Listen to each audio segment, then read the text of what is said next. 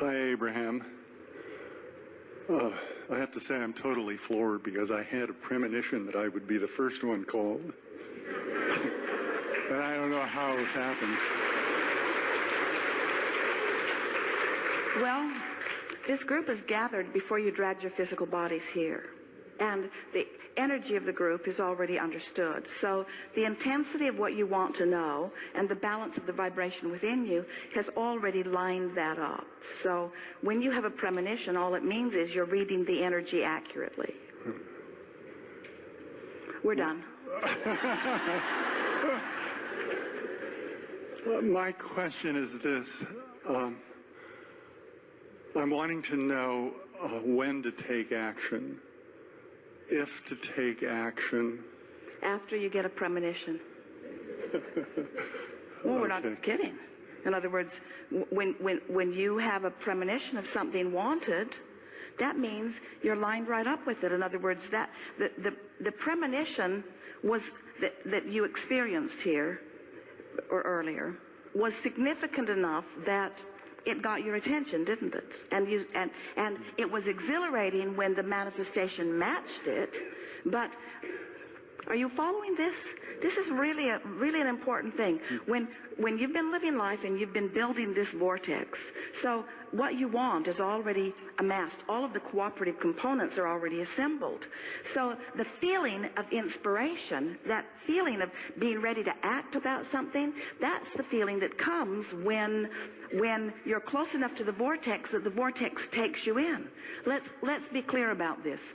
Whether it's a premonition or a feeling of inspiration, it is from that vantage point that we would act, and only from that vantage point that we would act. In other words, we would offer all of our action.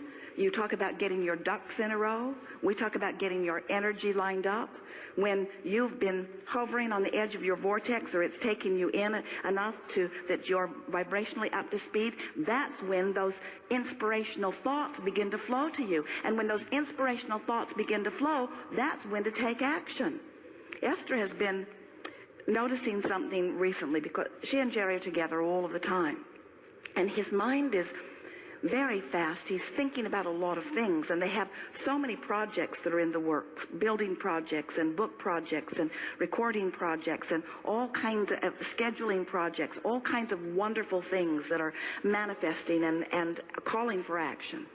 And what she's begun to notice is that when one or the other of them will have an idea, when Jerry will say, oh, we need to remember to call so-and-so about such and such, Esther is taken to snatching the phone up and making the call right then, if she can, because she knows that that is an inspired thought that has come to him. In other words, when it comes, that's because everything's lined up. The time is now. When that thought comes, now is the time to act on it. Don't write it on a list and then type it into your computer and then sort it by category and then prioritize it by A, B, C, D. The moment will pass. In other words, you have this vortex that is queuing you up, and when just the idea that the thought came, in other words, you like that, don't you? Now stay with us. This is really an important thing. Do you get the idea of this vortex?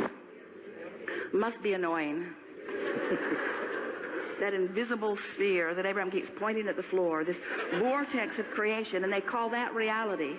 They call that reality. Ignore all of this walls and ceilings and lights and manifestation, but this is the reality. But it is. It really, really is. This is this vibrational reality, this vibrational gathering where all cooperative components have been gathered. And we tease our physical friends by saying you're often the only uncooperative component to your own hopes and dreams. Because in your pessimism or in your facing reality, you hold yourself as a vibrational difference to what you're asking for. But when an idea occurs to you, you know that feeling, I should do something or I want to do something? That means, for sure, the vortex took you in. That's why you rendezvoused with the idea. And when that occurs to you, act on it. And until then, let your dominant intention be just to get into the vortex. It seems like I have a lot of things that come up and I get thrown out of the vortex. So what I'm wanting is that inspiration to come in. And but what you're saying, hear the foolishness of what you said. Okay. And we really like it when we get really clear foolishness because it makes a big point. What you said is, or what we said was, the clarity's in the vortex. And you're saying, give me the clarity so I can get in the vortex. And we say, go in the vortex where the clarity is. And you say, no, give me the clarity and then I'll go in the vortex. And we say, well, the clarity's in the vortex. You got to figure out how to get in there. And you say, that's my point. That's my point. Clarity's in there. I want it. I'm out here without it. Can't you bring a little of it out here so I can get in? And we say, oh, there's hopefulness outside the vortex. In other words, hope is lingering on the edge. So if you linger more hopefully, in other words, if you just try to be more optimistic. But here's the thing. Aren't there dozens, if not hundreds, of subjects that you already feel good about? Couldn't you use any of those as your reason to be in the vortex? In other words, you don't have to. The vortex doesn't say, wrestle your problem to the ground, and when it's proper, we'll allow you to drag it into the vortex. That's not how it works at all. The vortex is over there spinning with everything that you have become and everything that you want and all cooperative components gathered, and you just want to stop beating the drum of what's not in the vortex, and when you stop beating the drum of what's not in the vortex will take you in. Really, it's like that. You don't have to try to get into the vortex. You just have to stop doing the stuff you're doing that keeps you out. And the stuff that you're doing that keeps you out is complaining, worrying, watching CNN. The stuff that keeps you out is anything that you're doing when you feel negative emotion. And so meditation is a way in. Basking is a way in. Playing a foolish game. Esther's been playing a foolish game of ABC, where she looks for an in the vortex word that starts with every letter. Appreciation, basking, clarity, delicious, ease, flow, happy. In other words, and the game is quite interesting, actually, because some of the letters are hard.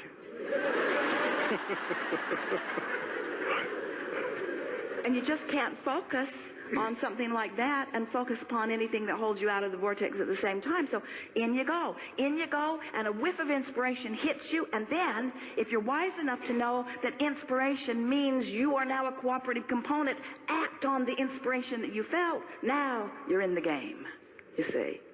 Think about it.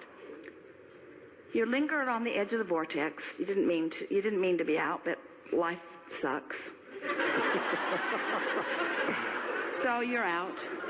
So you meditate or you play the silly ABC game or whatever, or you visit with someone who's a little more optimistic, or any number of things can bring you to the brink of the vortex, which is hopeful. And then you manage to be there in the absence of resistance just enough that the vortex takes you in. So now the vortex takes you in, and you feel an impulse to do something, like raise your hand. You feel an impulse to do something, like make a phone call, or write something down, or draw something. You feel an impulse, you feel an impulse to Google something or to call someone. So you feel the impulse, and you recognize it because it's soon after this conversation where we've talked about inspiration and inspired action. So you follow through with action on that inspiration. And because it was inspiration, and it was, we're not kidding you, that phone call is a productive motion forward phone call. And you say, yes. Now, you're not just hoping. Now, you're believing for a moment. Now, we didn't say the vortex will take you in and make a believer out of you. The vortex will take a hoper in and make a hoper a stronger hoper. The vortex will take a hoper in and make a hoper a stronger hoper until the hoper is believing in the vortex, if not believing in himself. Believing in the law of attraction, if not believing in himself. Believing that some things go well, if not believing that all things go well. Believing that things are getting better, if not believing everything will get better. You see what we're getting at? Believing, hoping, believing, hoping, believing, hoping. But you follow enough of those impulses, you get hopeful often enough and follow enough of those impulses so that you're in the vortex more. Before you know it, enough things are moving in your direction that you'll say, hey, I'm back in the groove. I'm in the zone. I'm on a roll. I'm on a roll. I should buy a lottery ticket. Things are going really well. When you get that impulse, buy a lottery ticket. When you get that impulse, in other words, when the impulse comes to change lanes, change lanes. Esther is driving. She can feel something going on, so she slows way down. The monster bus is big. In fact, there are a lot of stoplights in a lot of cities that are really tricky. They've got cameras on them and really short yellow lights.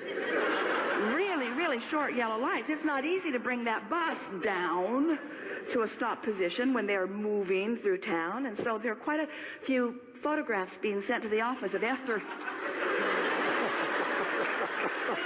making her way through these stoplights. Jerry say, well, there's another one, there's another one, there's another one. So the vortex is giving you these impulses, and when you follow through with an impulse, what begins to happen is you feel the momentum of it. In other words, the momentum of being in the vortex, the momentum of things working for you, causes you to move on subject after subject from hope to belief to expectation, which means you've trained your point of attraction into a different place. And when you train your point of attraction into a different place, you rendezvous, hear this, you rendezvous with the cooperative components that are cooperative components of what you want, instead of the cooperative components that are the cooperative components with what you don't want. It really is that simple. If you feel annoyed a lot, you are a vibrational match. You are a cooperative component to things you don't want. So that means you really don't take action unless you're in the vortex. We wouldn't take action unless we felt inspired. We would not motivate ourselves to action. And we would call motivation doing it because I think I should. We would call inspiration doing it because it feels like something I want to do. Mm-hmm. When you're in the vortex, it always feels like it. And it's interesting because you live with each other, and a lot of mothers feel inspired to tell their kids to do stuff. In other words, when you feel the inspiration for a clean house and then you try to motivate somebody to help you, it doesn't work out very well. And so then you get better at your motivation tactics, and then you try to use them on yourself. You try to pump yourself up. And we just want you to know that there's this huge energy that when you work in concert with it, then life is blissful. Esther's favorite alphabet words are ease and flow, ease and flow, ease and flow. When she found those words, ease and flow, she usually spends 2 minutes on ease and flow. Ease and flow. ABCD, ease and flow, ease and flow, ease and flow. It's just such a delicious contemplation, the ease and flow, because the engine is the vortex. The engine is the law of attraction. The engine is the larger source energy part of her. It's already done. It's present tense. Ease and flow. There's nothing that I have to do, but there's plenty that I want to do. In other words, when you do it because you want to do it, you know that you're in the ease and flow energy of the vortex. And when you do it because you have to do it, when you do it because you should do it, when you do it because somebody else wants you to do it, even Jerry and Esther, they really love each other, and they are really involved in the same work.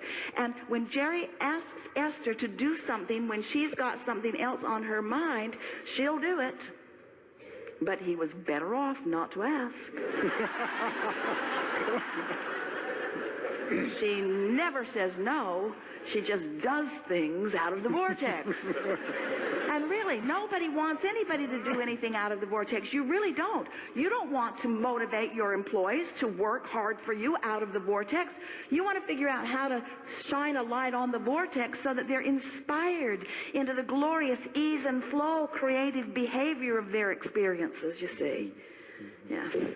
And we want you to want the same for yourself.